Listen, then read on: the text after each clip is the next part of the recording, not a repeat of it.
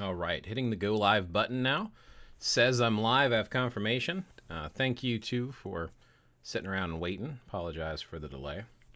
All right, so today's topic was going to be meditation and its use in different traditions.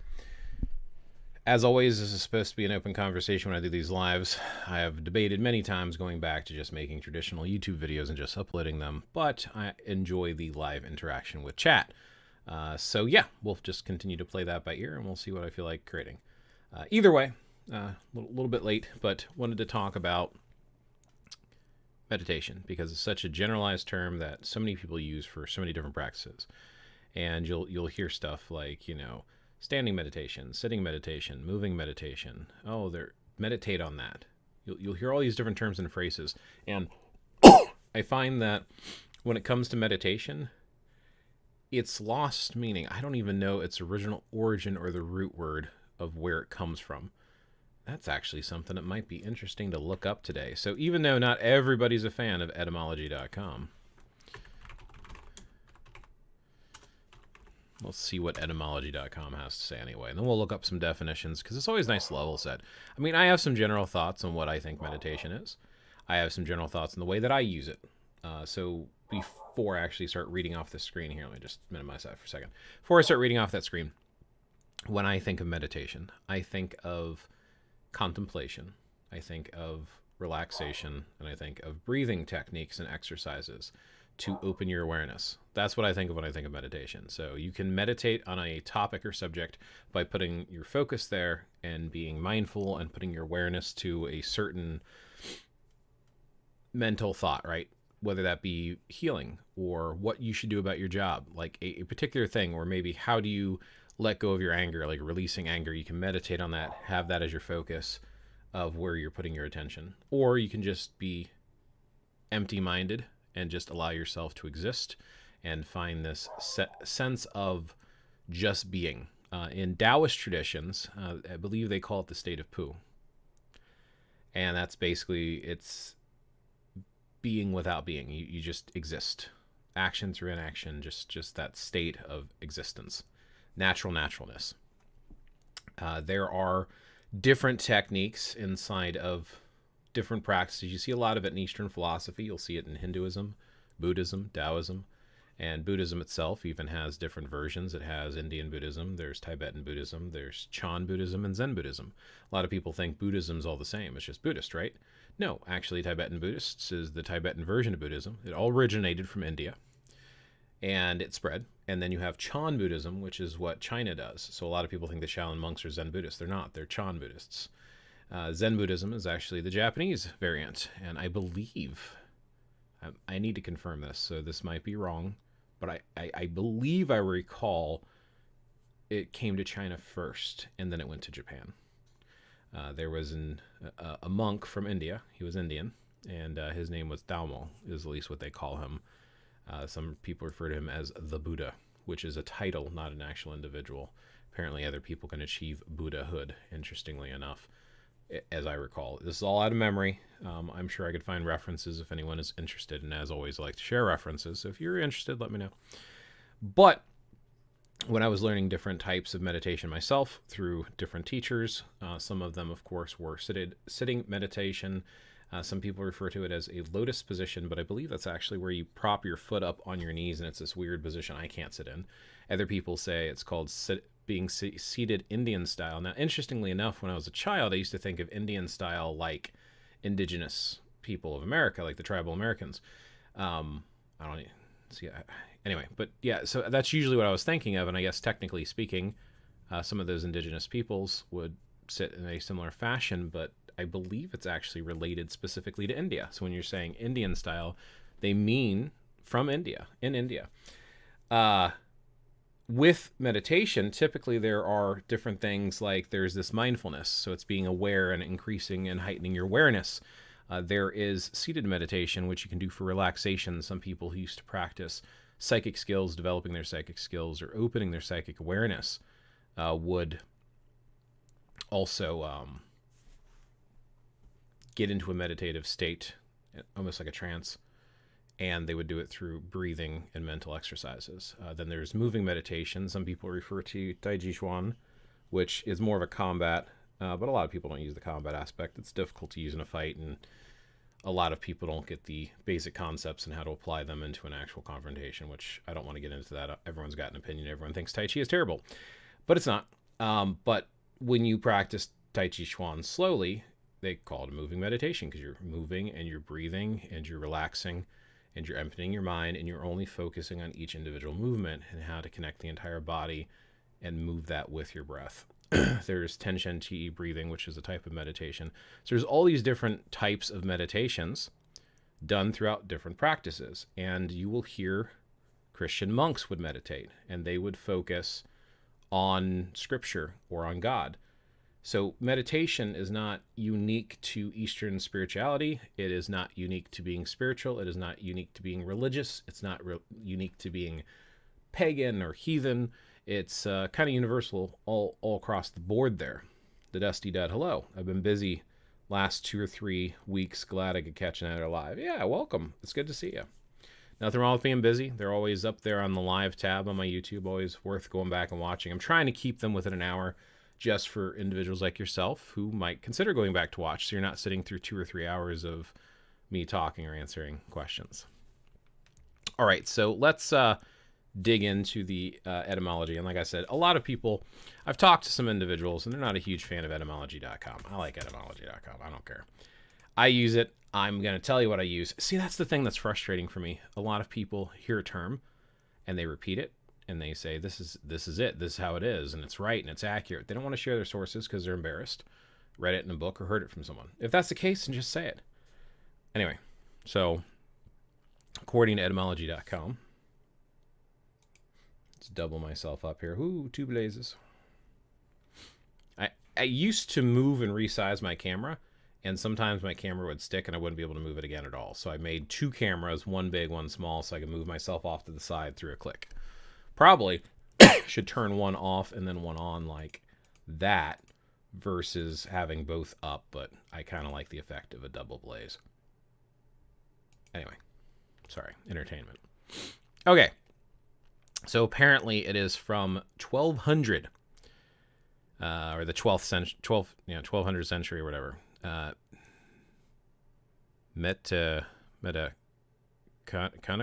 don't know what that word is. Contemplation, devoid, preoccupation, private devotion, prayer. From Old French, so it comes to us from French. That's interesting.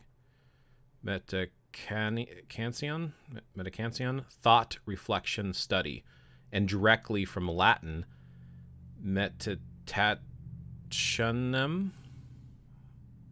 nominative meditatio, a thinking over, meditation, noun of action from past participle stem of meditare, to think, to meditate, to think over, to reflect, consider. From a frequentive form of pi root, med, take appropriate measures, meaning meditative discourse on a subject. So yeah, I mean, I guess it kind of goes, yeah, by the way, pi here is Proto-Indo-European, if you're curious what pi meant. You can see that right here. Anyway, so that kind of falls in line with what we see on Britannica.com. I like Britannica.com. I use it as a source slot too. And I just want to clarify too, when I bring up these topics and subjects, I'm typically going off of what I remember from growing up or from study, practice, or learning from others. And I don't always know where I originally heard the term. So what I end up doing is I will hit the internet and I will look for sources, and then I try to find ones that kind of match what I remember. So it's not like I'm just, these are the sources that I originally used, but these are sources that are saying similar to what I recall. So in some cases, meditation, we've all heard the term meditation, even from a young age. It's just, I'm trying to level set a little bit with definitions because I think that's the problem. So many people use words how they want to use words instead of the actual meaning of the word, and that causes conflict and arguments, and I want to avoid that. I want to level set. So this is supposed to be the definition from a source, and here's a source to consider. Anyway, Britannica.com. Meditation.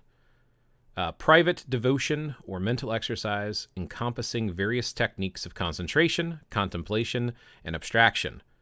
Regarded as conducive to heightened self-awareness, spiritual enlightenment, and physical and mental health. This kind of, again, falls in line with the way I think of meditation. Meditation has been practiced throughout history by adherents of the world's religions. In Roman Catholicism, for example, meditation consists of active, voluntary, and Semitic thinking about a biblical or theological topic. Mental images are cultivated and efforts are made to emphasize with God or with figures from the Bible. Eastern religion practices that involve thinking in a controlled manner have been described as meditation in the West since the 19th century. The Hindu philosophical school of yoga, for example, prescribes a highly elaborate process for the purification of body, mind, and soul. One aspect of yoga practice, dhyana, I don't know, concentrated meditation, became the focus of the Buddhist school known as Chan in China and later as Zen in Japan. Hey, I was right. I did not read through this whole article before I started the video, and I probably should have. I was just like, let's see what Britannica says, and let's read that definition together. But yes, like I said, Chan Buddhism is China, and it was in China before Japan. In the late 1960s, the British rock group The Beatles sparked a vogue in the West for Hindu-oriented forms of meditation, and in the following decades, transcendental meditation, TM, became the first of a variety of commercially successful South and East Asian meditative techniques imported by the West. Academic psychology studies of TM and other forms of meditation followed rapidly. And it goes on and on and on. Like I said, I put the link down there for you to read. It's not that I wanted to read the whole thing. I just wanted to level set on meditation. And this kind of follows closely what I would think about anyway. Here is another website. So wikiwan.com, I don't know how good they are, but I've been digging some of their definitions on there. So take that with a grain of salt. I don't know the origin behind Wikiwan. I think it's just like a Wikipedia type of a deal made by people that are focused on esoteric nature, but I don't know how accurate it is. But one thing I want to point out is even on Wikipedia and Wikiwand, they're going to reference stuff, right? And that's the thing. You want to check sources. So like down here, if we go to the very, very bottom of the page, there's references. Check them out. Don't just like, how good is this reference? Maybe the reference is crap. But even on Wikipedia, you have to cite your sources or they will delete it. So if you don't see sources, and you don't trust the sources, just keep that in mind. So it's not like it's just stuff that's stirring up. But anyway, so far, WikiWand, I've appreciated the general format, and it seems to be more focused on that polytheistic, modern, neo-New Age type stuff, and I appreciate that. So according to this, meditation, mental practice of focus on a particular object, thought, or activity, and this is from Wikipedia. Buddhism, Gautama Buddha. Hinduism, I probably butchered that word. Meditation is a practice or exercise where an individual trains one's attention and awareness to get to a clearer state and to a clearer and calmer state. Scholars have found meditation difficult to define.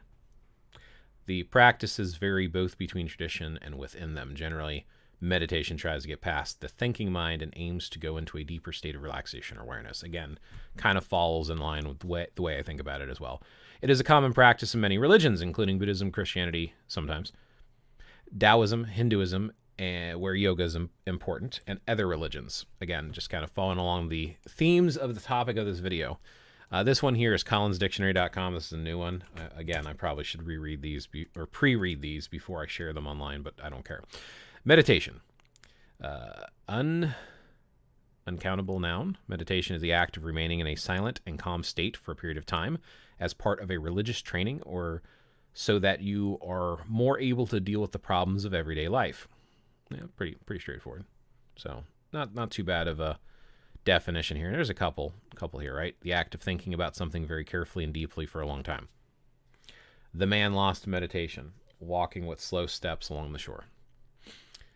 A particular subject is something such as piece of writing or speech which expresses deep thought about the subject, which would, again, fall into the Christian version of meditation. Mindfulness, I looked that up because I've heard about mindfulness as a type of meditation practice. So this is just some stuff about mindfulness. Mindfulness can be defined in many ways, but a simple way to think of it is training your attention to achieve a mental state of calm, concentration, and positive emotion. Mindfulness is one of the most popular meditation techniques. It has two main parts. The attention piece is about turning into your experiences to focus on what's happening in the present moment. Yeah. Mindfulness is the way I understand it. I don't know how close the entire website falls when the way I learned it is when I was learning mindfulness from my shifu. So my shifu that I used to study with for, I don't even know how many years now. I'd have to look it up. I don't know. 7 to 10 years, somewhere in that ballpark. I still talk to him, but we don't train anymore. He taught me a lot of meditative techniques, both Zen and Shan techniques as interpreted by an American, American born and raised. But my shifu taught me breathing techniques and sitting techniques, moving meditation. I learned Tai Chi Chuan and stuff from him. Now, he comes from a school that has a very bad reputation, so I don't really care to share that or get into the arguments or debates over where his school comes from, because what I learned from him, I found valuable. I learned a lot, and most of the stuff that I've looked up to compare to online, it seems like he knows what he's talking about as far as I can tell. And when I talk to other people without mentioning the school, they seem to acknowledge what I'm talking about matches with what they've done. So kind of works. I have gone to a couple of different instructors and tried different classes out. There was another Tai Chi guy that I had learned from, and he was actually a student of Yang, Grandmaster Yang from the Yang family style, and he seemed to appreciate what I had learned from my shifu. So shifu is just Chinese for teacher. Anyway, another word, well, technically it's like a master teacher instructor, and it's just what they did in their system. I guess another word you could use would be laoshi, which is also like a Mandarin word for teacher. But anyway, moving on. Mindfulness, the way it was taught to me, is kind of heightening your awareness of the present moment and your surroundings. It's being aware fully of what around you, putting your mind into the now and incorporating full awareness of what's going on around you, a form of meditation. Utsiseta. So Utsiseta gives me frustration. So let's talk about Utsiseta for just a second. I don't want to dig too into this. So you have Reconstructionists who are calling themselves Norse pagan or heathen, and they're saying that they practice Utsiseta. Utsiseta basically means, it literally is an Icelandic word.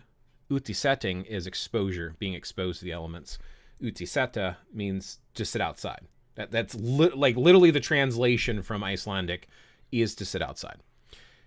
Utsiseta is considered amongst Reconstructionists and Norse paganism to be a form of meditation, because you're sitting out in nature and you're either connecting, receiving messages from your ancestors or those who have passed away. They're trying to, connect and open themselves up to the spiritual world within nature. Now, this does kind of fall in nicely with how Iceland is. I mean, other Scandinavian countries probably have their own version of it, but, with my mom being born in Iceland, being like first generation American, well, she came over as a baby. Anyway, Icelandic is part of my culture and heritage. It's how I was raised. My grandmother, my Amma, Iceland. That's how it is. So I have a more time and effort that I've put into learning about Icelandic traditions and practices than any other. Hey, Jay Woodruff, welcome to the stream. So with Utsiseta, the problem I have is people talk about it like they know what they're doing. I don't think there's any historical reference for how Utsiseta was practiced. I've tried to look up different videos. I found another YouTube creator. I don't want to really call him out because when I left a comment, my comment seemed to have disappeared. So I don't know if I'm blocked from commenting on his channel anymore or if he has to approve comments before they go up. It just felt very weird, or maybe it just hadn't loaded yet. But this individual was calling out some sagas specifically that mentioned Utsiseta. And the word Utsiseta is not used in these sagas or Eddas at all. I looked them up myself. I tried to find them in Old Norse with an English translation beside them because I don't read Old Norse. Tried to dig through them, do a search on the page to try to find the word Utsiseta, and I can't find it. Now, I guess you can kind of see the whole general sitting out in nature. Again, the Icelandic meaning of the word Utsiseta.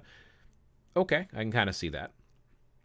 But people tried to make it something and tried to change the way the practice is done. If you take it down to the root meaning of the word, it's just sitting outside. But this does fall into the classification of what I personally would define as meditation, especially based upon the definitions we just reviewed on etymology, on Britannica.com, and on the couple of their websites that I linked over here, dictionary.com and all that good stuff. So to me, Utisata would be, regardless of how people take it, at its very root and core, it is a form of meditation in modern reconstruction paths dealing with Scandinavian traditions. So in Japan, apparently there's this thing, and I am not familiar with this one, even though it's a Zen Buddhist technique. I've never learned it, but shikantaza. Shikantaza. My Japanese is not very good, I'm sorry. Yotenke desu ne. Yotenke desu, no. Not yotenke desu ne. Nyango ga skoshi wakarimasu. Mada. Demo mada. Joju ja arimasen. Jozu ja arimasen. I don't speak it very well. Joju ja arimasen. I'm not very skilled. Sorry. Yotenke desu ne is don't you agree? I don't know why I said that instead of, yeah. Because I don't do Japanese very often. Anyway, moving on. Shikantaza is a Japanese translation of a Chinese term, which is zazen. And apparently this is a practice called silent illumination. So this, as far as I know, see, right? The term shikantaza is attributed to Jojin school of Tiangtung Rujian and literally means nothing but precisely sitting.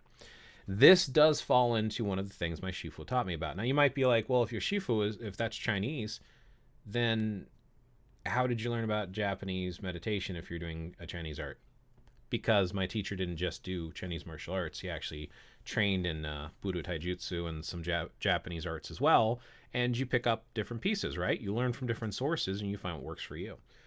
Jay Woodruff says, you are blessed to still have your cultural roots. Thank you. I agree. It's the only connection I really have.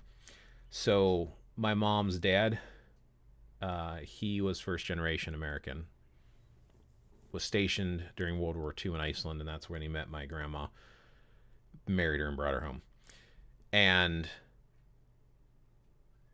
no connection. Like he never, if he knew, well, actually no, my mom confirmed he knew how to speak his native tongue, but he never spoke it around us. And whenever I asked him what we were, he said he was an American, but his family came from Czech. And I don't know of any family in Czechoslovakia or the Czech side of, because Slovakia and Czechoslovakia, it's two different countries, right? And they've been combined and separated. No connection. My dad's mom, I don't remember her speaking Italian, but I remember her aunt who raised her. We called her our great grandma. I remember her speaking Italian. I didn't know what she was saying, but they never taught us. And I don't know anyone in Italy anymore. So again, no connection there at all. And then my dad's dad, his parents were born here. So we're talking my great-grandparents were born here. Now, their parents, if you go up a little bit higher, they came from Ireland and Germany. But likewise, we didn't speak Irish or German. And I don't know anyone in Germany or Ireland that's related. It's not the same with Iceland, because my grandma's two brothers still lived in Iceland. And when I was a kid, my grandma's dad, so my great-grandfather, Long Avi, would come over from, Long Avi is how you say grandpa, great-grandpa in Icelandic. He came over from Iceland and visited. And I have second cousins, so my mom's cousins' children are still in Iceland, and I talk to them on Facebook. So I have a direct connection with them. So that's, to me, it's like I get pretty hyped up on Icelandic and things like that. And when I talk about some of the North Scandinavian stuff, I get pretty excited about that stuff because it's like, it feels close. But so much of the stuff that people do, people take words and names and they just make up meanings for them, where they make up these new practices. Like, we don't know, which is one of the reasons why I don't wear my Mjolnir on the outside of my shirt anymore, because it's like, I wear this because of heritage and I don't really want to be associated with some of the people that get into this stuff. Anyway, I'm sorry. I wish I do, but I don't, unfortunately. Oh, I mean, which is understandable. And even if your family has been here for multiple generations you can still look into where they came from and try to research where your history is from, right? Where your ancestors came from. To me, I think it's very relaxing and inspiring to just see where you came from and how you came to be. But anyway, as I was saying with the just sitting, like I said, we've never called it this, but my shifu did refer to it as just sitting, and the idea was literally to just sit there and empty your mind. It's having that stillness of mind. Again, there's many different meditative techniques, but we didn't use specific terms because he was giving us his version of a combined amalgamation of the different meditative techniques. Now, he gave us some names, like he talked about different breathing techniques, like bottle breathing. He talked about Tenshin Chi breathing specifically. Like he talked about specific meditative breathing techniques versus a meditation style because it was his own version of it, which again, I appreciate stuff like that. Here's just another website that talks about Shikan Tanza, just in case you don't like the last one, which I think is it's encyclopedia of Buddhism.org, but it looks like a wiki. I know not everyone likes a wiki, but it's the same general thing. So only focusing on sitting, just sitting. This is what I was taught by the Japanese method of doing some of the meditative techniques when I was studying Chinese martial arts. So that's why I wanted to at least mention this. But again, this is just another example of type of meditative techniques inside of different cultural traditions, right? And I think this, to me, stems outside of Zen specifically. It is the main meditation technique of the Soto school of Zen Buddhism. As again, Zen is the Japanese version. There's going to be influence when you adapt a spirituality from a different culture. Your own culture will still do its own thing. If you look at, so a lot of people do Christmas. I don't, I'm not Christian, but Christmas is done around the world by a lot of different cultures. The way they do it in Japan or Iceland or China is different than how they do it in America or England. Like, there's going to be similarities, but there's going to be a lot of variance based upon the cultural traditions that people are going to implant from their own culture. And that is true of Zen Buddhism. I think Zen Buddhism and Chan Buddhism, even though at its core has a similar concept, you're going to see the cultural influences there. Ireland, England, Wales, and Scotland. Nice. Small amount of German. Very cool. Got some really good traditions to dig into there if you wanted to. Irish traditions, I love, again, so my dad's dad, Irish German. And very, very, very cool connection. Interestingly enough, my mom has some Irish too. And that's the fun thing. Like, so Icelanders, or Scandinavians, period, you have heard, I'm sure, the term Viking, right? So Viking is like a voyage is the way it would translate. So you go on a Viking. Vikinger would go out on a Viking, but Vikinger is just something you would do when you're going a Viking. So Vik means bay, inlet or bay. So Viking means to frequent an inlet or bay. I'm sorry, Vikinger is somebody who frequents an inlet or bay. So basically it's just people that went off sailing. They like to explore. And I've mentioned this in other videos, I'll mention it again. Dublin is actually a Viking settlement.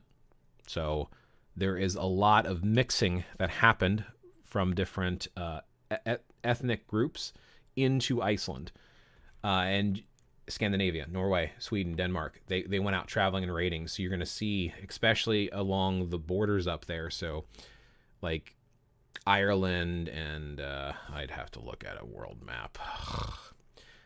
But even Germany and all of those, like any of those that are touching the ocean in between Scandinavia and mainland Europe, Russia, German, England, Ireland, there's going to be some mixing in there. And my mom actually has some Irish DNA when we did the DNA testing and stuff like that. And it is theorized, because apparently there's a family story that on one of the raids to Ireland, one of my ancestors brought back an Irish wife. And my family, like my mom has reddish hair. Even me, I've got like a reddish tint to my hair. Not like my mom's basically got red hair, and so does my uncle. And it was theorized that it was from the Irish that they brought back with them. So I don't know. Either way, it's definitely interesting. And regardless, study what you want, right? Research what you want. Doesn't matter whose culture it is. If you like it, study it. But I like to connect with my own culture. I get pretty excited when it's, because it feels like studying and researching your own family to me. That's why I get pretty excited about stuff like that. Here's just another one of Shikantaza. I think I was going to read a couple of these. I don't need to post them all, but there's a couple websites about it. It did the whole just sitting thing. I'll just close that one. That's good enough. So Chan Meditation Center. This is one that I wanted to read through first before I mentioned it. So yeah, it talks about meditation, Chan. Use the mind, not forced to deal with every situation. Shenyang often described a person whose body and mind are relaxed as a person with nothing to do. However, the person with nothing to do is definitely not someone who is careless and selfish, but really puts in a lot of effort. Interesting. Mind. This is probably an interesting website to read about. I'm sure I've heard about some of the stuff in here, but I won't dig into that one right now. I like to share, like I said, I like to share sites, give you guys stuff to read about. The Heart of Chan Buddhism. So this kind of describes what Chan Buddhism is, which I, again, did not read through it in great detail, but I did see references here, like to China and stuff like that. And I love the fact that they use BCE and CE. Now, a lot of people don't understand BCE and CE, which surprises me, especially if you're into some of the neo-pagan reconstruction stuff. So CE refers to Common Era. BCE refers to before Common Era. Other people will use the terms BC and AD, which is also comical because not everyone understands what those mean. Most people know BC means before Christ, which means if you don't believe in Christ, BCE makes more sense, before Common Era. That's actually what they use in a lot of the science communities. It's scientific. It's a non-religious way of referring to the dates. Whereas AD, this is the one most people, even Christians, don't know the meaning of. A lot of them think that AD means after death. It does not. It's actually a Latin phrase, Anno Domini, which means the year of our Lord. Oh yeah, I am looking to create my own Wiccan tradition, and I'm trying to incorporate that regional stuff into it. I will be writing on that so I can include that the structure comes from Scottish clan. Nice. It's very cool. LearnReligions.com. I like this website. They've got some really cool stuff. The only reason I'm bringing this up is specifically about religious meditation in Christianity, because I wanted to just back up that I'm not the only one who has heard this or thought of it before, but this is just, again, sources to back up what I was saying. You know, Christians would meditate on Scripture or on God. It is meditation. It is meditation practice in a monotheistic practice. You know, it's meditation is not unique to any one spirituality or religion. A lot of people do it. A lot of people can do it. It's just one of those things. Mindfulness exercises. This is just going along. This is a Mayo Clinic one. It was just an interesting take on the mindfulness conversation from earlier. Another Psychology Today has some stuff on mindfulness. So there's like some very interesting reads out there that talk about some of the different stuff. Grounding and centering. So I wanted to bring this up, and I don't even know if I'm going to share these websites because I didn't get through all my websites, but I want to talk about grounding and centering because in modern practice, there is this technique in New Age, neo-pagan type of stuff that's called grounding and centering. I ran out of characters, lol. It's fine. Just make 2 comments then, right? In grounding and centering, there are different techniques, and I'll tell you about a couple of meditative techniques that I've read about. So these are hearsay techniques without direct references because I don't remember where I read them. Again, I will always tell you if I don't have a source to back up my claim, and this is one of those cases. I'm sure I could find a book on my shelf that mentions these techniques. Anyway, grounding and centering technique is the concept in New Age paths to essentially, there's a lot of noise going on in life, mentally, emotionally, and people get stressed out. And sometimes this will manifest physically as cramps and aches and fitfulness and issue sleeping. And grounding and centering yourself is about taking all that noise and pulling it out and just really focusing on the self and making you aware. This is done in a lot of different techniques, especially if someone is going to do ritual or spell work. A lot of people recommend grounding and centering. If you're having chaos in your life, people recommend doing grounding and centering. And it also will work and flow into just as a daily practice as you're waking up. It's an honor to call you a friend. Well, thank you. I appreciate that. So with grounding and centering, there's a few different techniques. Some of them include the practice of what's called barefooting, which is literally being barefoot outside in nature, which to me I think is a beautiful, beautiful practice in and of itself. So grounding and centering techniques, there's a couple that I had learned throughout the years. One of them is, of course, standing outside barefoot and visually imagining. Oh my goodness, Blaze is going to teach in one of his videos. Usually I just talk about theory and practice, but I don't go into actual details. So this is a rare treat. I don't typically share because I think people need to come up with their own thing, and I'm not an authority, and if I was going to teach someone, it would be in person typically. So here's the rare scenario where I'm going to teach you how to do something.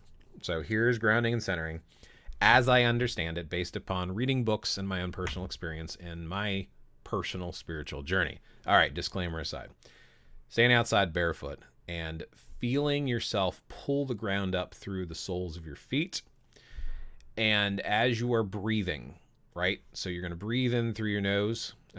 This is going into some of the practice now. I'm going to meld this with the practice that I've learned from my shifu and other martial arts instructors when it comes to practicing internal Neidan martial arts, as is understand in America, because let's face it, Americans do things differently than they do in the East.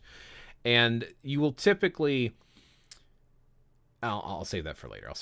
Okay, just pull the ground up through your feet, feel yourself connected, and then you think of the center of your being. Some people focus that on their solar plexus. Tanshun is what they call it in Chinese, or at least that's what my shifu said. There's Dantian, Tanshun, and that's like this region from your solar plexus up to your throat. And in that area, some people focus that on their center around their solar plexus, and they will put their mind there as they're breathing. So they're breathing in and they're expanding their chest, and then they're breathing out slowly through their mouth, and they're letting out stress. And when they breathe in calm and relax, and you feel yourself as you're grounded to the ground, and you allow earth to naturally pull away the stress and anxiety that's in your body so that you can find that center and peace. It's a meditative technique that's done standing, and it's a nice one for grounding and centering.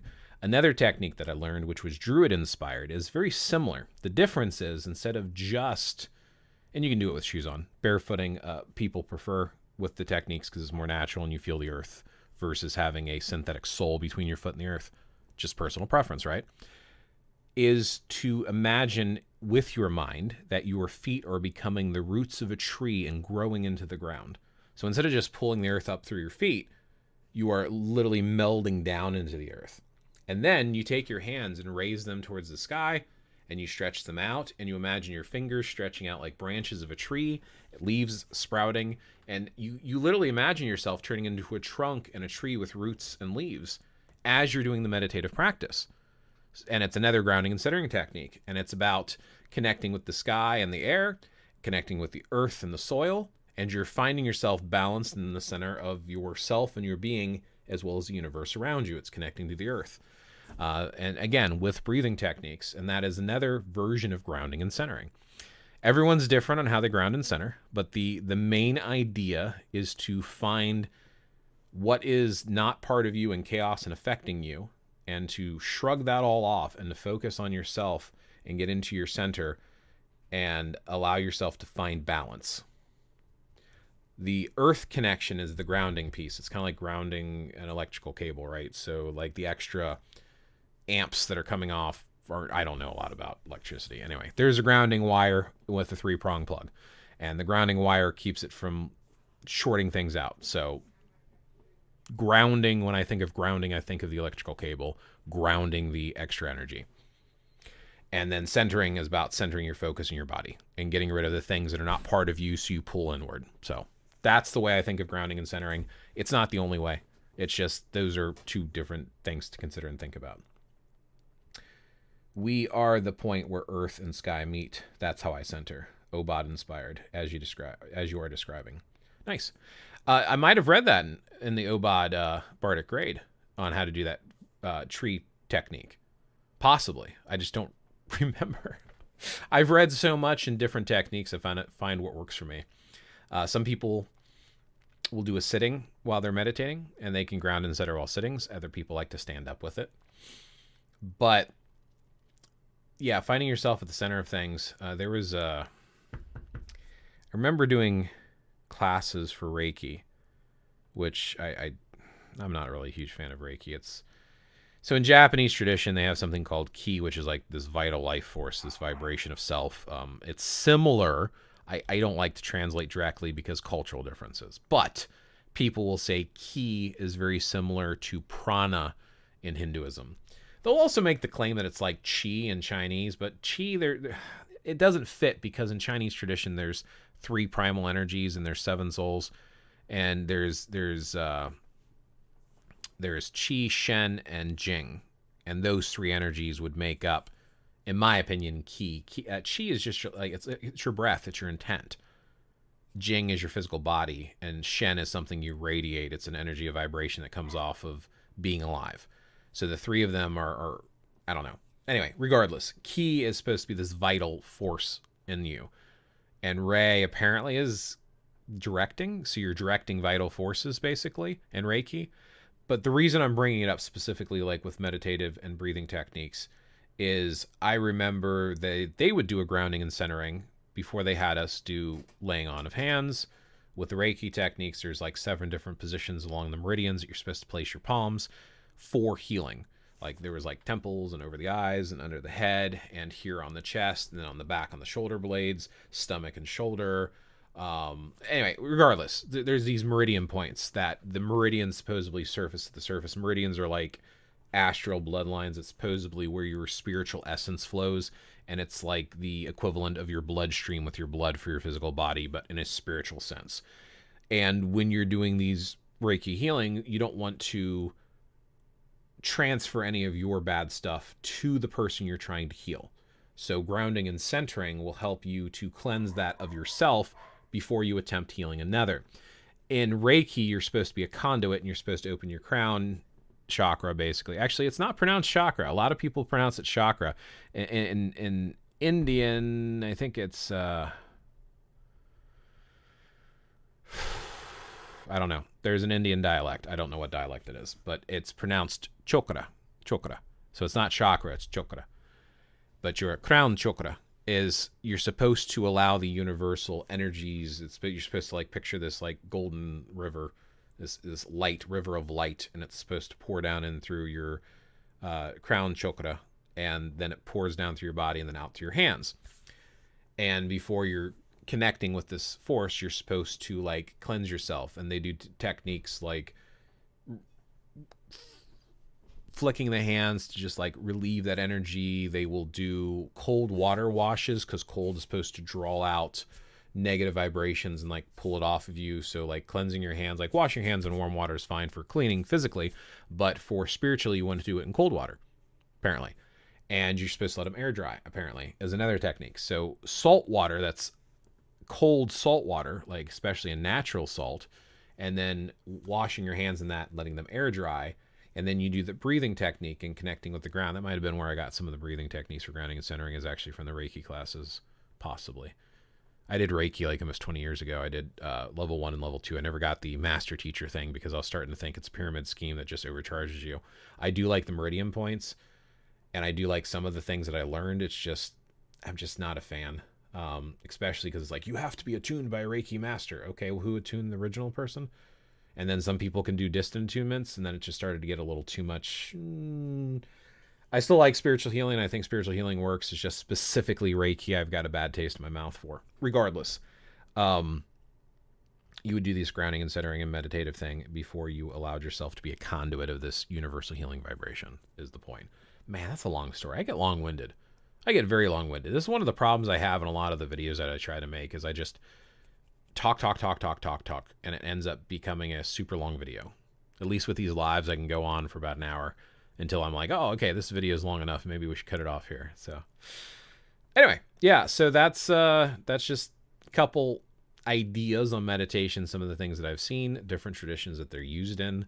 I think they're used universally across the world, and I think there's different names. But meditation, whether you were studying and trying to remember something or connect with something spiritually, or find a peace and balance in your life, or just relax, whether it be for ritual, spiritual healing, it doesn't matter. I think meditation has become a universal term that has little meaning as far as a specific practice and more a general concept. That's the way I think of the word meditation anymore. So today's chat has been a little bit on the lighter side. Jay, greatly appreciate your participation. And Dusty Dud, appreciate seeing you and at least saying hi.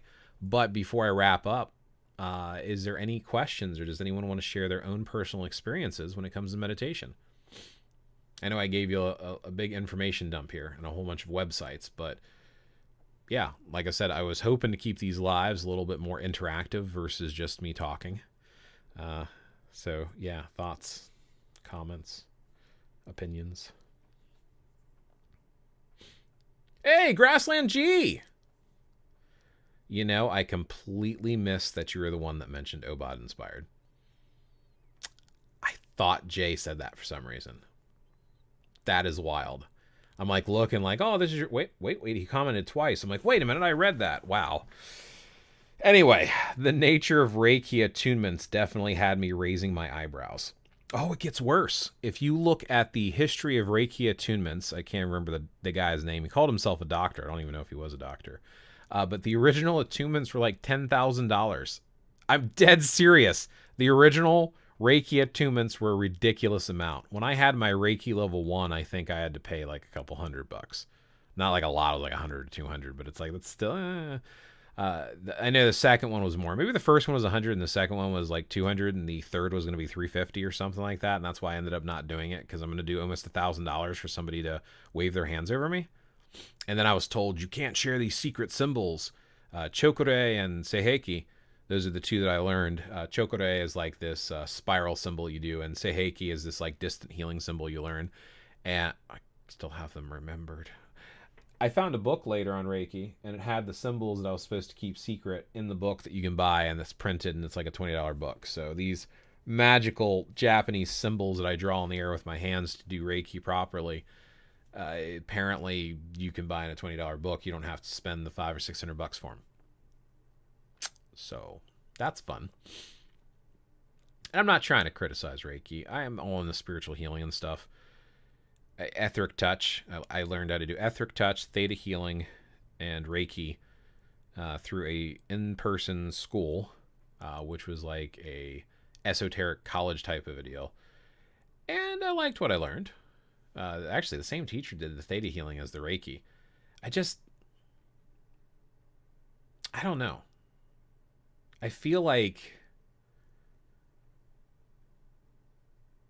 Reiki, even though it has something useful, at its core feels very scamish to me. So it's not necessarily the whole healing through energy and healing through vibration. It's the paid system and the symbols. They just didn't sit well with me personally. I got a $10 e-brochure. Those symbols are there. Right. But again, at the time when it first came out, it was much more restricted and protected. You know, back then you did have to pay for anything, and now people are printing it all over. I mean, you see the same thing with Obad. Obad, I think it's like $300 a year or something like that. I don't regret doing the Bardic grade. In fact, I want to do the Ovate grade one day. I've had the freaking Bardic grade for 13, 14 years at this point. You think I would actually finish it and move on? I don't know. I got a lot of good stuff in there, but it's like I want to remember it. I don't want to just read through it all once and just be done with it. I want to like incorporate it and memorize it. And I keep jumping to different things like gaming, or I'm trying to learn Icelandic. And I keep doing all sorts of other stuff. So it's like I keep getting distracted from it. So it's not that it's not a good course. I talked to my tutor on there, because you get a tutor through Obad when you join them remotely. And I know she mentioned to me before, she's like, well, maybe this is just not the right path for you. I'm like, what? It's like, I love this stuff. I'm just saying I've got other stuff I'm working on too. I'm not trying to dismiss it all.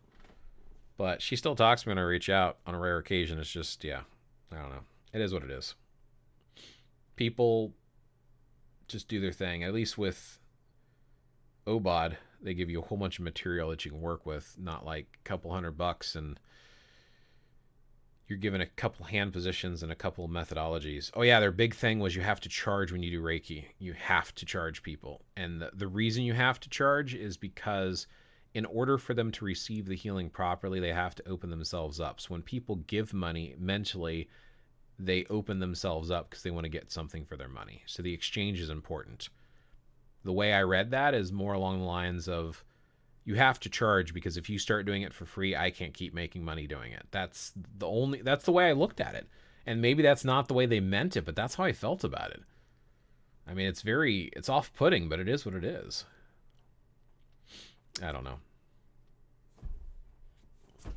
Cool. Any other thoughts? Any other final comments? I'm starting to get on to other topics. Maybe that would be a great thing for a future video, talking about energy healing and vibrational healing. We can talk about quantum vibrational healing. Did I mention quantum vibrational healing? Quantum vibrational healing, theta healing, and oh no, it was quantum vibrational healing. Theta was the mindset you get into through the quantum vibrational healing, because they're like different brain waves you get into in different forms of meditative thought where you open yourself up to the energies. So quantum vibrational healing, Reiki, and etheric touch. Etheric touch is mostly self-taught through books and trial and error, but essentially the term is referred to as etheric touch or laying on hands. So I like to use that still. Your time is valued. Thank you, Jay. I appreciate that. I want to catch one of your lives one of these times. It's just you typically do them when I'm doing other stuff. If you put together a course of learning, that time you put into it valued. If you put together a course of learning, that time you put into it is valued. Yeah.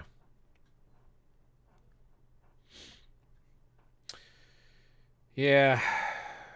My biggest thing, and this is one reason why I slowed down on some of the videos I was making, is my knowledge is kind of all over the place, and I'm starting to question some of the places I've learned things from and how accurate or authentic they are, and a lot of it becomes to he said, she said kind of stuff. I'm trying to do a lot more fact checking, and I repeat stuff in videos, right? I repeat them a lot. A lot of these lives I say similar stuff, but I've been inspired to do more fact checking, and some of the things that I've been running across is really frustrating when people say stuff and they can't back it up. So it's like, I don't know, it leaves a lot of questions. So, okay. I think we trailed this on long enough. Everyone, thank you for hanging out as always. If you're catching this afterwards, I am trying to do more lives. I've got a community tab, and at the moment, at least, I have a Discord. I don't know how long I'll have it for, but I've had it for quite some time. So if you want to join me on there and community chat, feel free to ask questions. We'll have a chit chat and an open discussion. Just remember, always question everything. Always ask for sources and make your path your own. The only person that you have to answer to is you. Have a good one. May your path be fruitful.